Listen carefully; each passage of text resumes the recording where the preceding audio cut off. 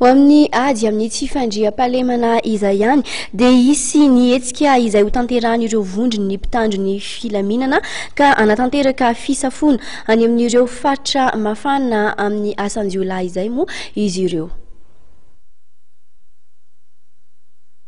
Araka ny fampitam-baovao voaray avy amin'ny tompona andraikitry ny serasera eo anivon'ny zandarmaria-pirenena manoloana amin'ny firongatry ny asan-jiolahy amin'ny Siolana eto andrenivohitra sy ny manodidina indrindra ny fanafiana amin'ny tapiadiana tompin'ireo mpanao ratsy eny fa na dia amin'ny ataondra aza dia hanao hetsika ireo vondro mitandro filaminana ao amin'ny EMO na ny état-major mixte opérationnel ho fampandriana fahalemana ahitana ny polisy, zandary ary miaramila amin'ny alalan'ny fisafona mandeha fiarakodia sy mandeha tongotra amin'ireo faritra na quartier malaza ratsy amin'ny asan-jiolahy.